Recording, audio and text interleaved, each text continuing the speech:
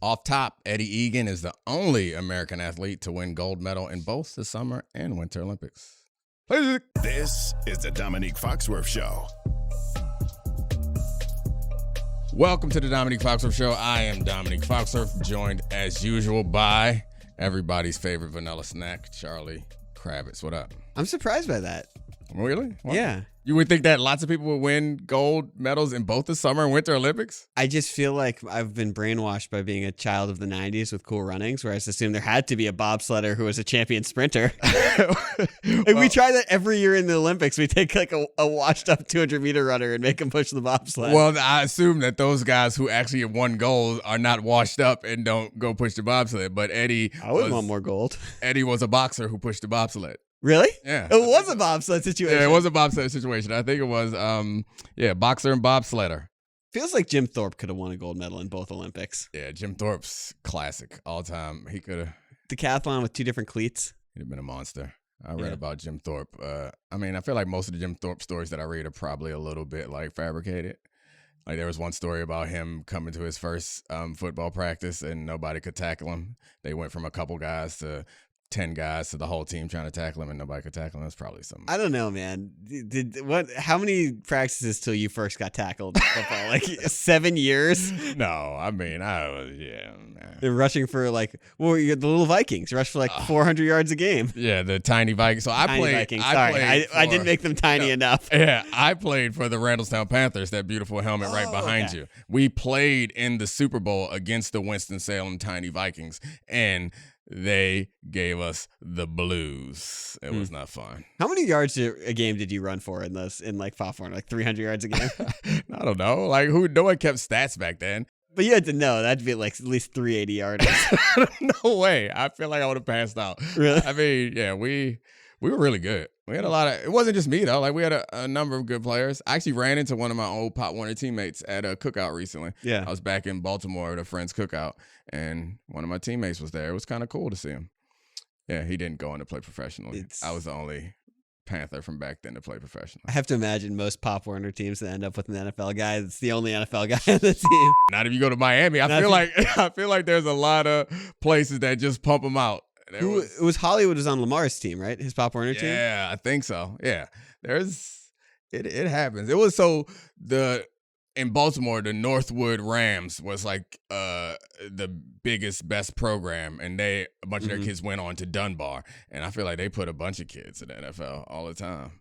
My man Vinny Fuller played for the Rams. Yeah. He played in the NFL. Yeah. You get that in DC too occasionally with I guess it's Maryland and PG County with a good council team that's Steph Diggs and Jelani Jenkins, or a DeMatha team that has. Well, that's high school by then. Oh, by then, but still, I feel like it's started ahead of time. Now that AAU parents come together and my kid actually has talent, your kid actually has talent. Let's play some good sports. Speaking of the world's biggest AAU tournament, should we talk about some Olympic basketball? I would love to. Okay. It was fun watching this game. We're taping this on Sunday after USA Serbia. Anybody who doesn't know, hold on. All right, I shouldn't jump to the conclusion. Why you thought it was fun watching this game? I feel like it's not fun for the same reasons why most of us good American patriots thought it was fun watching our team dominate Serbia. Not so fast, my friend. I'm going to surprise you. Okay. It was fun watching this game because I feel like this was sort of a basketball fan's utopian dream of seeing Kevin Durant and LeBron James play at the absolute best of their current abilities, which might be slightly different than they were in their absolute apex of athletic abilities, together and play so well. Utopian dream. You cleaning it up for ESPN too, huh? I thought of a different dream, and I was like, I can't say that on ESPN too. All right. But Durant came out in that game and it was 5 for 5 from 3. I think he finished 8 for 10 from the field, 8 for 9 from the field, but he was on fire. He couldn't miss. The short 3-point line in international basketball is why he's been the leading scorer on almost every team he's been on since 2012.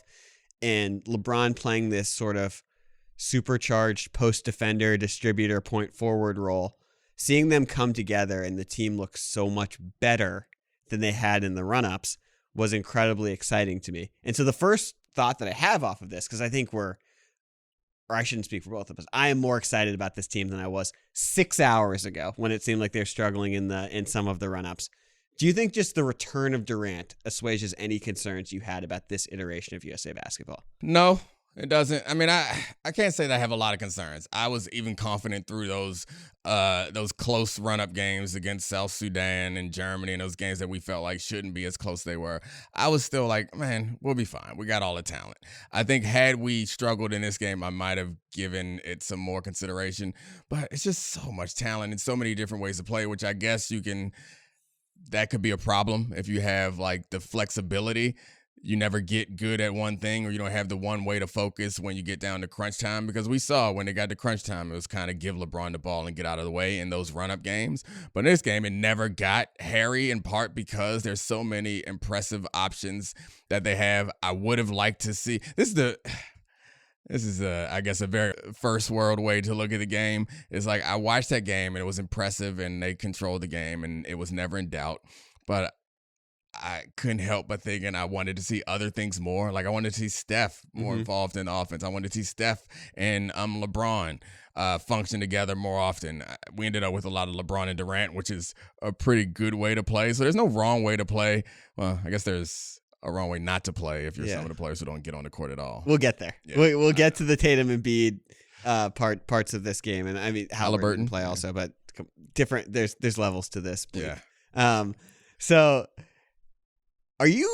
What do you think it says about this team that we've seen, I think, 5 games of them, including the run-ups? This is an old guy team. Yeah. It doesn't just seem like it's a choice that it's the old guys team. It seems like a necessity. Do you think that's something about the fact that these are some of the best players of all time, and LeBron, Durant, Curry, even Anthony Davis, who's going to be a first ballot Hall of Famer, who is on the other side of 30 going into this season? Are you surprised? And what does it say about this group that it's like, this is not about the emergence of the young guys. This is a team built around all-time greats in the twilight of their career. I got to be honest. I was surprised when I found out LeBron and Durant were going. Yeah. And it's in part because that's not what we're used to at this point in guys' careers. They aren't playing as high enough level, and they've kind of moved on and passed the torch. And then I was again surprised when we start watching the exhibition games. Like, oh, they're heavily involved in this. I expected them to do more of a, like, we're here just in case. We'll start the games, but we're not going to close the games. Like, I don't know how many minutes LeBron ended up with, but there were very few times when I looked up at the screen and LeBron wasn't on the court. Mm-hmm. He's fighting to get back on the court just before halftime. It was shocking to me. It seems clear that he is the centerpiece of this team, which in ways that he doesn't even feel like he always is of the Lakers team. I got you grinning. I don't know what this is about, but it does seem like this is LeBron's team, right? Yeah. Oh yeah. I'm grinning about the I know what you're grinning Boston media's conspiracy theory that LeBron is blocking Jayson Tatum from the glory of being the team's point forward. Wow. Tatum was the point forward on a champion. LeBron was on a play-in team. Yeah. I mean, LeBron is still a really special player. His intelligence, like him taking the ball off the rim on a free throw. I know it's a small thing, but like it just reminds you of how unique a player he is, and his intelligence is really valuable in this situation. And there's some things about the leadership that you can't fake, whereas I think everybody on that team has a different level of reverence for LeBron than they do for even Curry. L'America. Yeah. The flag bearer. He is crossing the Delaware with the flag like George Washington. That has been probably the highlight so far of all the memes that came out of the opening ceremony with LeBron swinging the flag and how all the other athletes, not just the basketball players. Yeah. It's clear that LeBron James is a singular figure. And I think that was not something that I was anticipating. Obviously, I know LeBron James is a singular great athlete, but it does kind of feel like everybody, all the teams are like, we're following him, which is odd. We've never had that before. It's also crazy because of how long he's played and been famous. I feel like the majority of Olympians, not just Olympic basketball players, probably grew up knowing and in certain ways idolizing LeBron. I mean, you saw it through social media. So many of them are taking pictures with LeBron and posting it. And like it's the highlight of their trip to the Olympics is that I got to stand next to LeBron. I will get back to the basketball, but I loved the memes so much of Emma Navarro. Awesome tennis player. Maybe a potential Grand Slam contender on the American side. She posted a picture with LeBron James and Jessica Pegula being like smiling through it all. Can't believe this is my life. I feel like you got to explain that for some people. So. That's LeBron at one point. I think it was when he pulled his LeGroin and they didn't make the playoffs. And he was just he took a picture of himself, real thoughty, in the pool of his LA mansion, holding the top of his head, covering his bald spot, smiling at the camera, saying, with like the bubbly Instagram font saying, smiling through it all. Can't believe this is my life. Yeah. And Emma was trolling him right to his face, which trolling or just appreciative. It's a troll. I mean, it's fine. We'll let it slide now. I mean, that breaks up my narrative of how everyone looks up to him and loves him. Well, that's a unique situation because LeBron was in a picture with his fellow billionaires with Pegula and Navarro. So it was a picture amongst peers. Yeah, you got to be super rich to be good at those sports, and those people are super rich.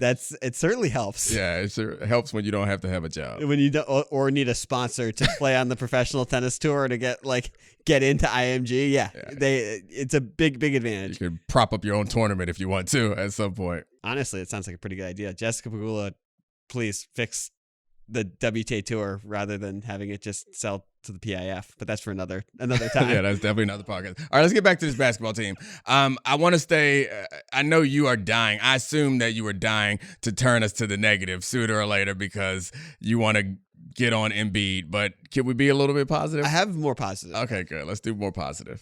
I do want a quick positive on the Jokic part of it. Oh, nuts. It's incredible, right? The stats, I mean, I didn't appreciate while I was watching it because I was focused on more on America. I was texting you about this while it was going on. Too. I was focused more on the American success, but the stats coming out of this game for Jokic are incredible. How they were, when he was on the floor, they played them to a draw, essentially. Yeah, 81-81. Yeah.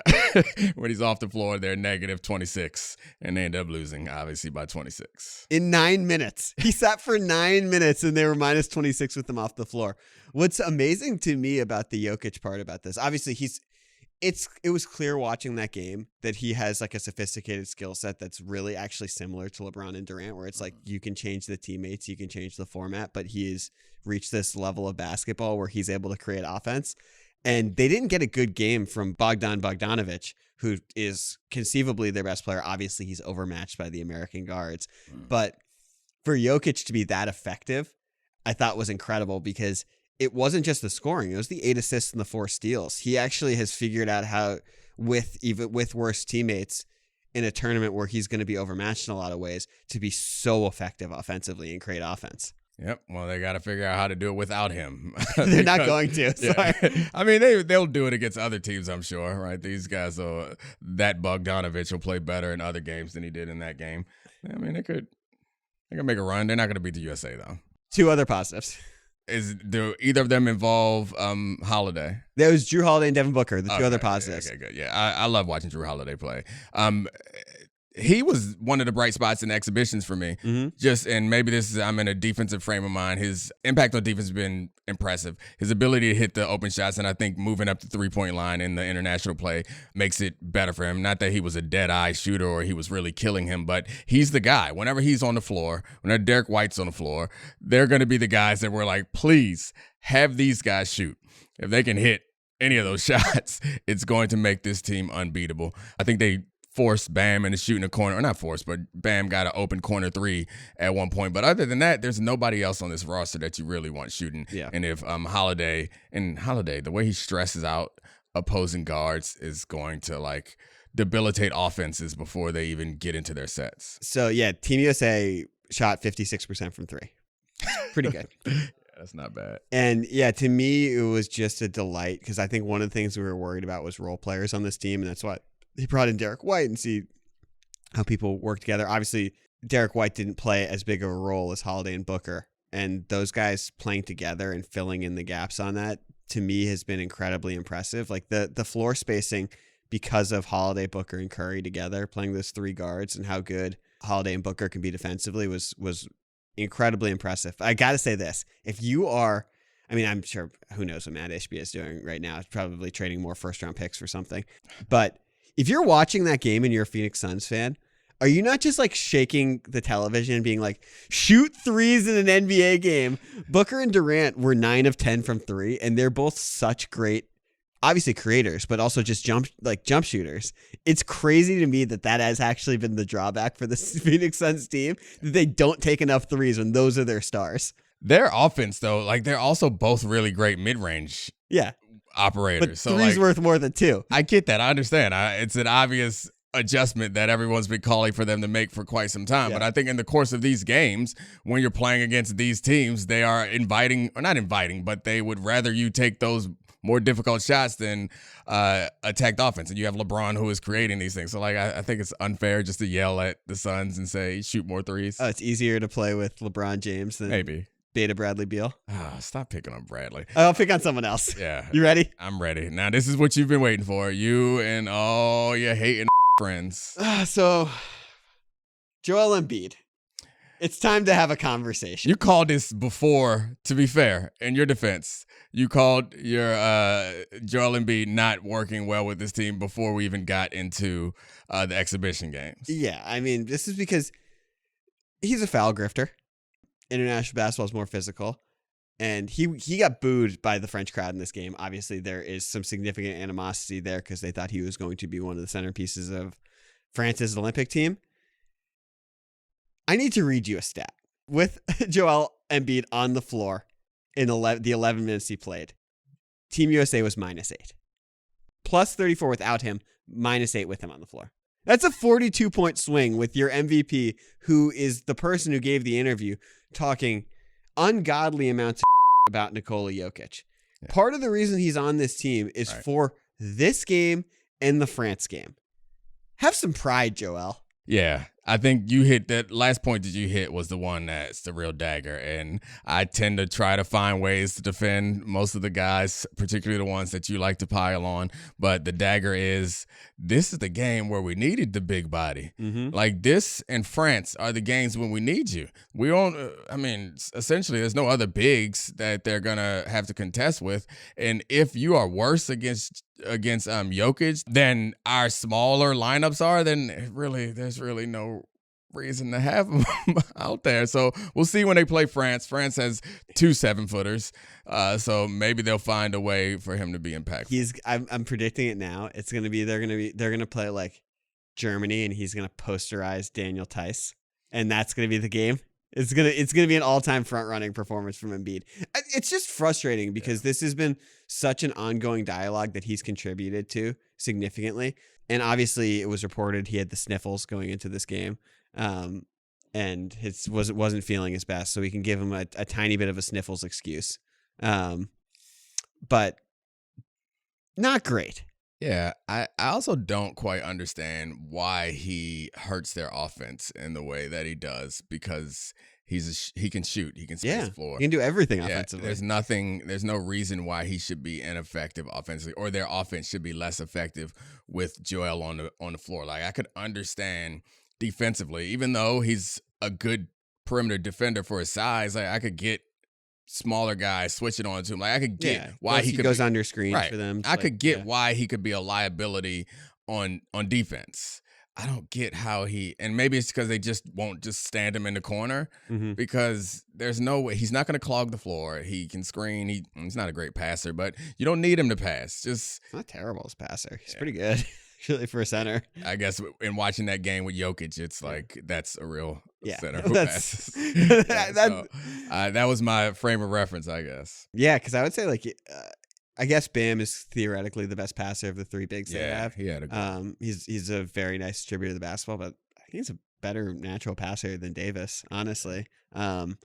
It's unique. I mean, there's always been struggles of a traditional center who's in the center of the floor when LeBron's there, because he wants to go to those spots.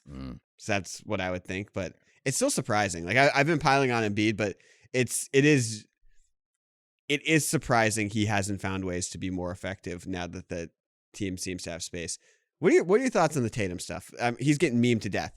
Played 0 minutes. This was the best player on a championship team, a statistically, historically great championship team. This summer was supposed to be a coronation for him, and now it's sad boy summer for Jayson Tatum, where he I don't think you expect this. This is an emerging superstar whose minutes are gone. Yeah, I mean, Halliburton not getting any playing time, I could understand. It doesn't surprise me. Jayson Tatum, I assumed would be a focal point of this team. If you go back to a couple years ago and even up until this season, like it's kind of surprising to me that he's not more involved. That he's not involved at all. Like, that's crazy to me. I know that you're going to not appreciate that it could suck to be on the bench all game, but aren't you also surprised that they don't find any? And maybe this might have been a unique situation because Kevin Durant, I think he ended up with 23 and he scored 21 in the first half, right? So, like, Kevin Durant was cooking and they don't want to pull him off the floor. That might be part of the reason why Tatum got no time, because those are it seems like the more obvious substitution players for him is like he would come in and try to play the KD role, even though he's not KD. This is the thing that's an indictment of him. The only forwards that played were LeBron and Durant. Yeah. Like, they play the three bigs as traditional centers, but Steve Kerr was like, I'm going to play a 3-guard lineup the entire game. I guess LeBron and Durant played together too, but like a lot of a 3-guard lineup, they didn't play a third forward. That's the thing about opting to not play Tatum is I was looking, it's like, okay, whose minutes is he going to take? This is not a 1-to-1 thing where he's going to take Derek White or Anthony Edwards or Devin Booker or Drew Holiday's minutes. I mean, he's going to be a limited role guy in this team.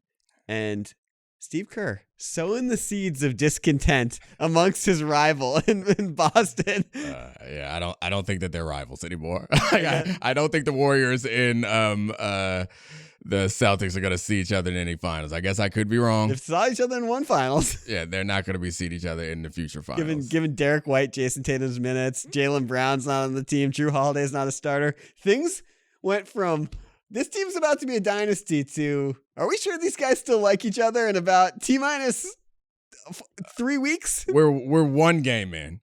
I imagine that they will make adjustments. They'll figure it out. The guy that should be concerned is Embiid, because it's not just one game for him. Embiid has been like somewhat ineffective in all of their games so far.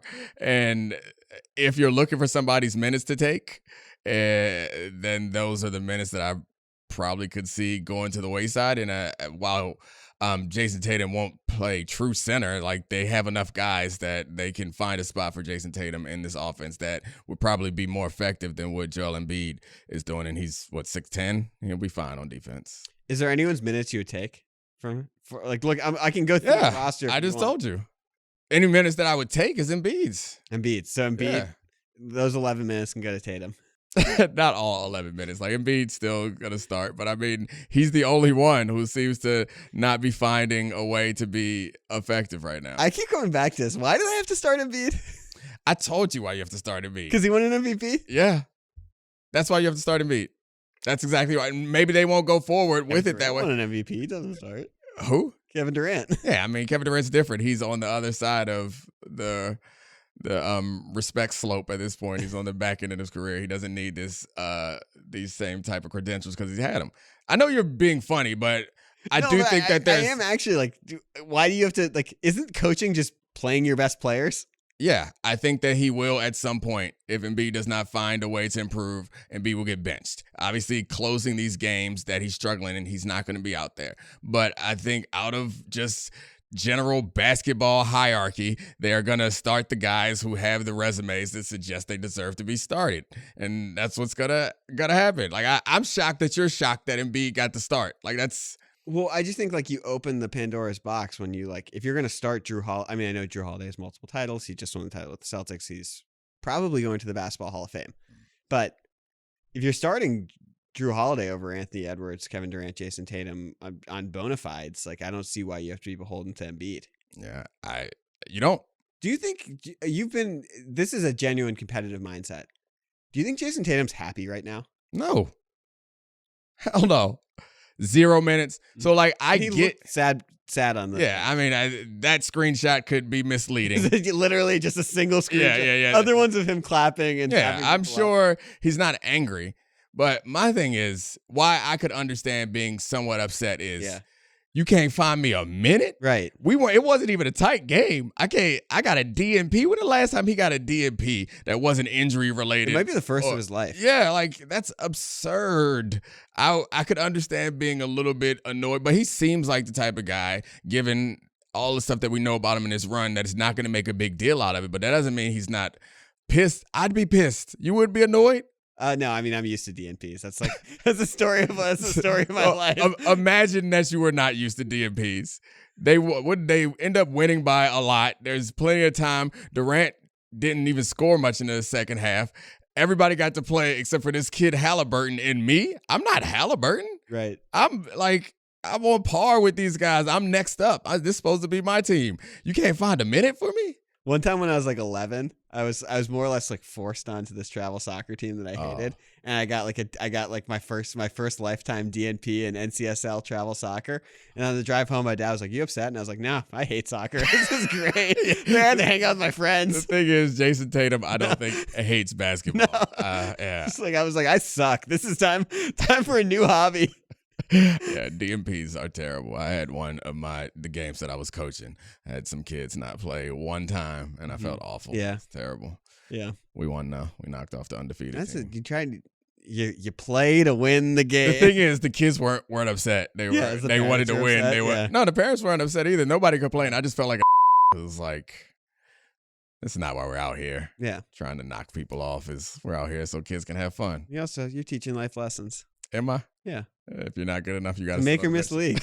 We're going to South Sudan rematch, make things right with the South Sudanese because, well, I guess we already won, so it's right enough. But I'm pretty sure that all the concerns that we have will be gone. This overanalyzed team is going to continue to be overanalyzed, but gonna win the gold medal. promise you Steve Kerr is going to get Jayson Tatum in, and we're going to look back on this like it was silly.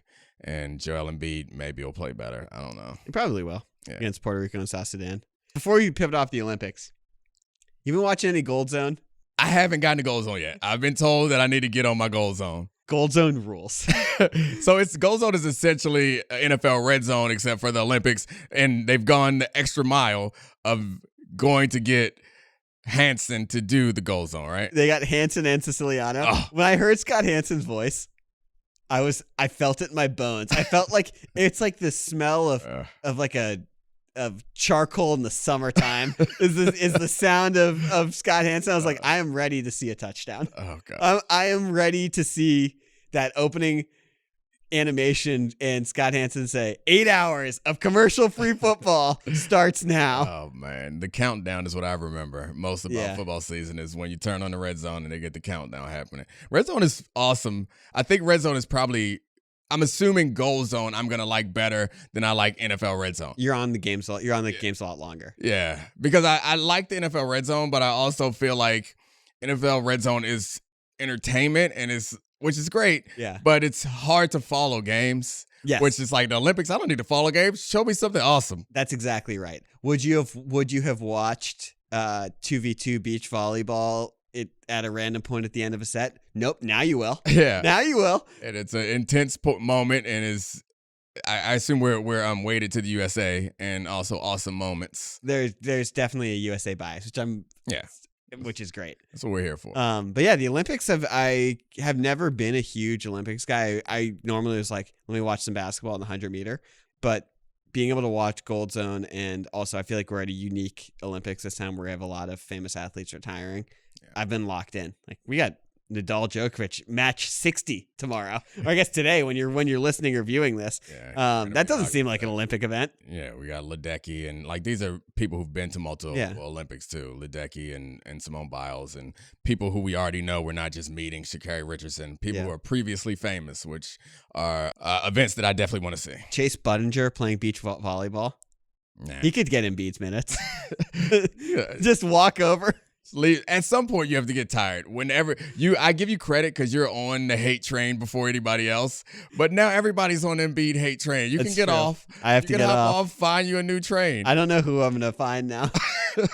That's the thing, though. It's earned, not given. So no one else has earned. I'm striving for greatness. I'm from the LeBron generation. Earned, not given. Generational hater. So someone's got to earn your hate, and no one's earned it as much as Embiid right now. That's right.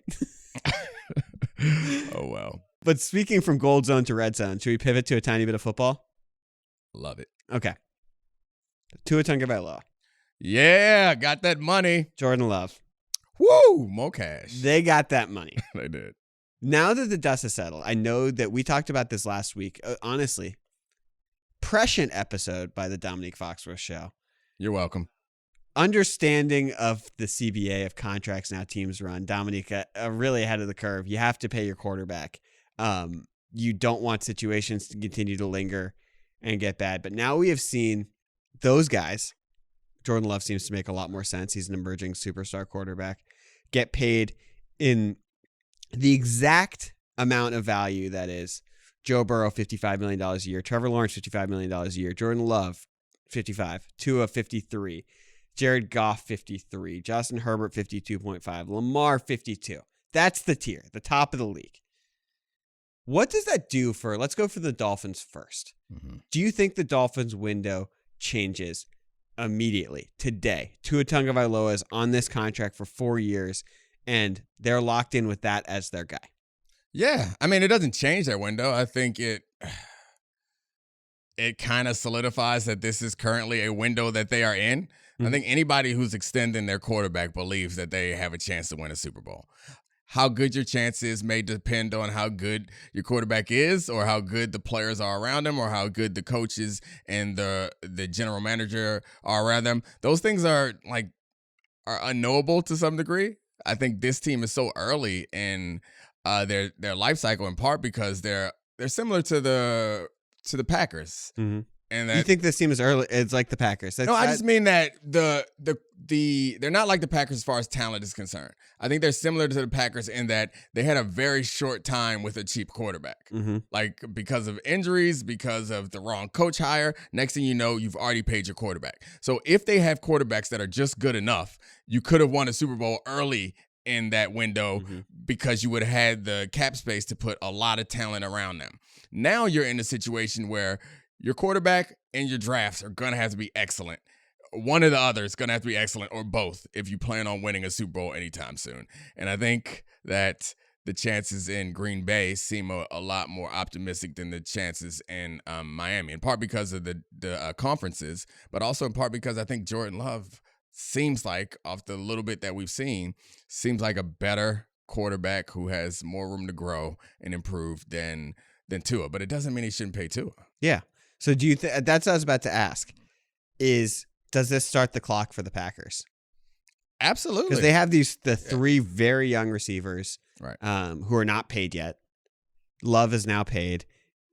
His cap hit explodes in 2025 and goes to, well, it's actually not even that bad for that point, but do you need to really take the leap now? Is now the time where you have to go all in and try and be a winning team?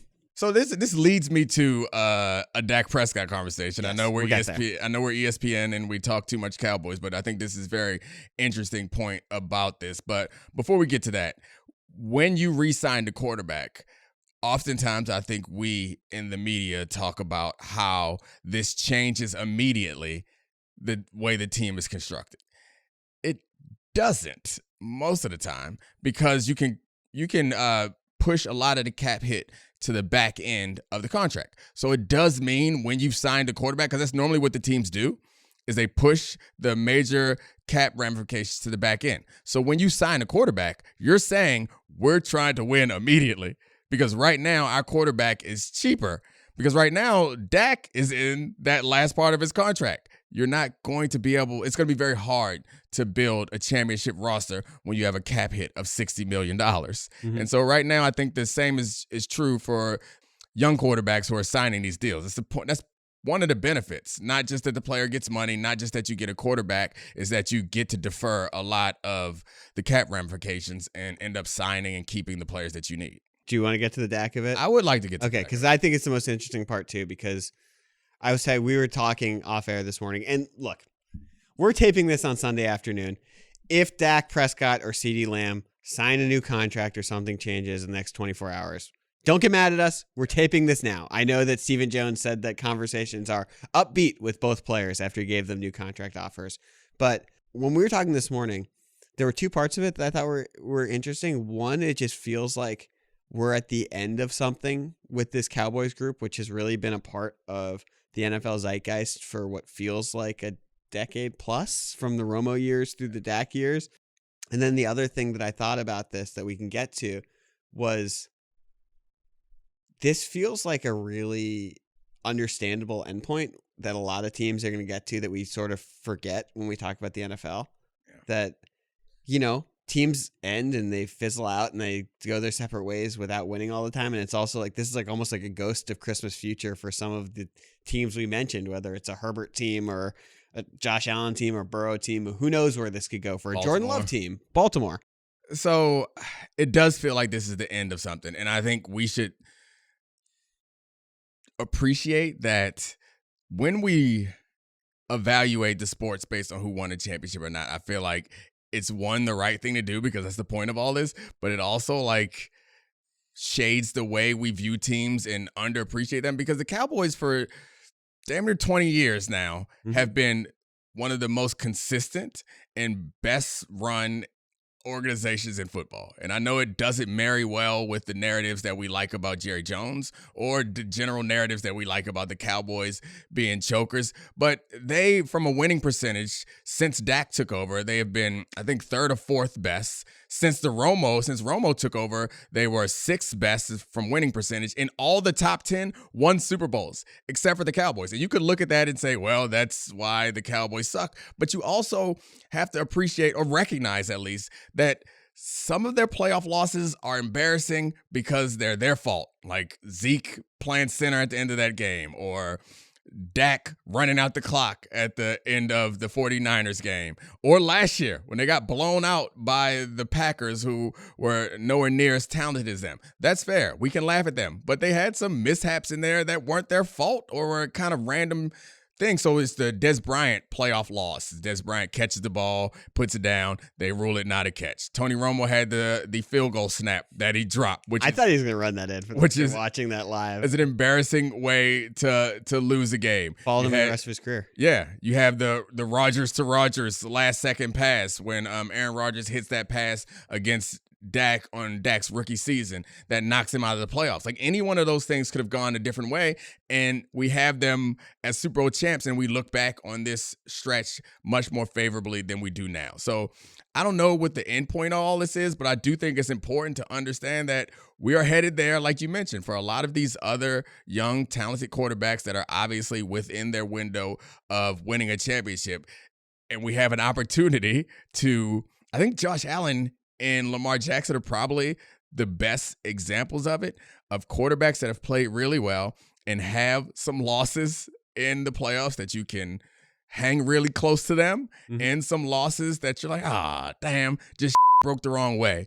And we don't remember Dak Prescott's 3 touchdown or 3 scoring drives in the fourth quarter to get them in position to win over the Packers as the same way that we remember the 13-second game for Josh Allen as like some big impressive moment for him. I'm not sure why, but 10 years from now, 15 years from now, a lot of these guys may not have Super Bowls, and we're going to look back on their careers and somehow treat them the same way that we're treating Dak, because, and I guess it's not all of us, because some of us appreciate that Dak and the Cowboys have been consistently well run, and we didn't even get into how well they've drafted. That's like, what they I just think got is one of the most interesting parts about this. like 3 All-Pros just drafted in the past like 4 years, which is crazy. They've drafted guys who conceivably could be Hall of Famers on the offensive line, in the defensive backfield. Micah Parsons. They found gold with Tony Romo as an undrafted free agent. Dak as a 4th-round pick. Trayvon Diggs, yeah.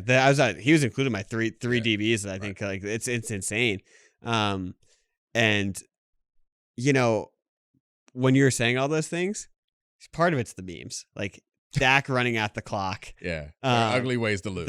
Every time someone drops the ball, Des Bryant tweeting, "That was a catch."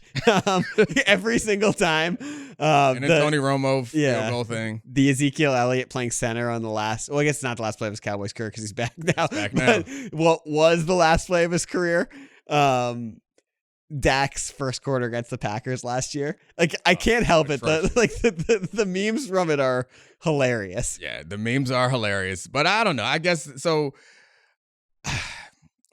this is probably cuts against your general disposition of sports fan, but it's okay to be like, hey, really good, had a good run, really impressive. I feel like it's okay to celebrate the runs that teams had, even if they fall short of championships. This reminds me so much more of an NBA situation where you get boxed out from getting over the hump, but people I don't know actually, because Cowboys fans are crazy and they're so accustomed to winning at a high level, whether they'll think about this team fondly, but like there have been, a litany of NBA teams that never quite get over the hump that are afterwards remembered very fondly because they stuck together for a long time and they had really memorable moments and really memorable seasons. And that's sort of how I view this Cowboys team. It doesn't feel that way though. Yeah. Like, I mean, I think the Bills team of the 90s is a team that I think people look back on kind of fondly. And I think that's the thing about this Bills team with Josh Allen too. Right. Yeah. And I think there's something about being a team like the Bills, and it's different from being a team like the Cowboys, but it doesn't feel like that. And you may be right about we get further away, people look back on it fondly about the run that they had, but it is, and you said the Cowboys fans are like used to winning at a high level, which is crazy. Yeah, it's been 30 years. Which is a crazy thing to say, but it also feels like they are very used to being one of the best teams. When other teams rise and fall, the Cowboys are a team that's been consistently in the mix since 2006. And before that, they had like a dead period where Romo's career was ending and they were looking for a new quarterback. But once they found, when Aikman's career was ending and they were looking for a new quarterback. But once they found Romo, they were back in it almost every year. I still haven't given up on Drew Henson, for the record. Okay, sorry for that interjection. No, you should probably. No hope for Quincy Carter? He had like a winning season. He did. Yeah, definitely. The last point that I was going to make about that run is in that stretch, they've had 4 coaches, I think. Mm-hmm.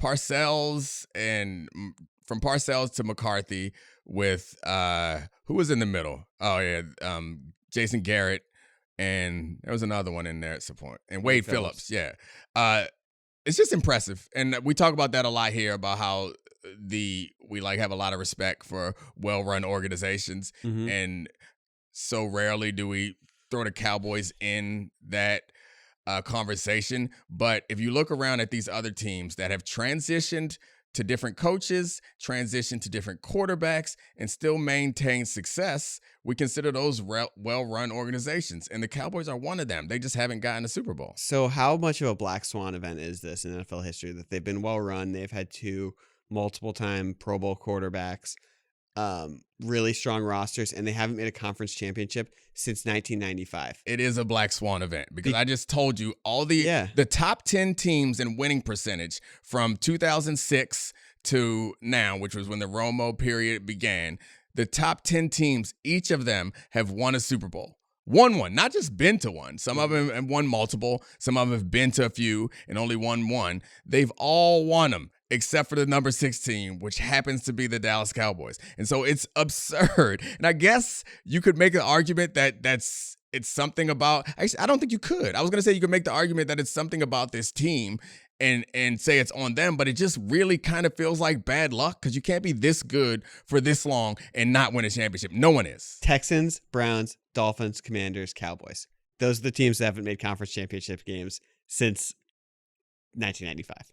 Goodness gracious, that's embarrassing. And how big of a standout are the Cowboys amongst that group? Yeah, they're not even close. They're not even close to in the neighborhood of those teams. It's like we were talking about this before the show, and part of why we have struggled to have a real thesis on this feels totally unique to have a team be like very good every year and never have it be like, except for Dak's rookie year was the year where I felt like they were the best team in the NFL. It kind of cuts against one of the general things that I feel about football. Because the playoffs is random, I do kind of feel like just the longer you hang around, sooner or later, it'll be your time. You'll make that run. You'll make that Giants run, or you'll stumble into having a great quarterback, and then you can build around them. They've managed to be around the championship for 20 years now, just about, or almost 20 years, and not get over the hump. every time for some other reason. It's pretty mind-blowing. And you say how much of a black swan event. It is the black swan. Like, it's the one standout amongst those bad teams. It's the one that doesn't belong there. And amongst all those good teams, it's the one that doesn't have a championship. It doesn't make sense to me. And it kind of sucks for them. It's pretty sad. No one feels sorry for Cowboys fans because we all know some that are pretty annoying. But it is kind of shocking. That's enough. Yeah. All right. Let's go. Have a good week. Thanks, Charlie, for joining us. Thank you to all of our great producers, Serafina, Megan, Tez, Brian, and Kevin. I love you, Podville, and we're out. This is the Domonique Foxworth Show.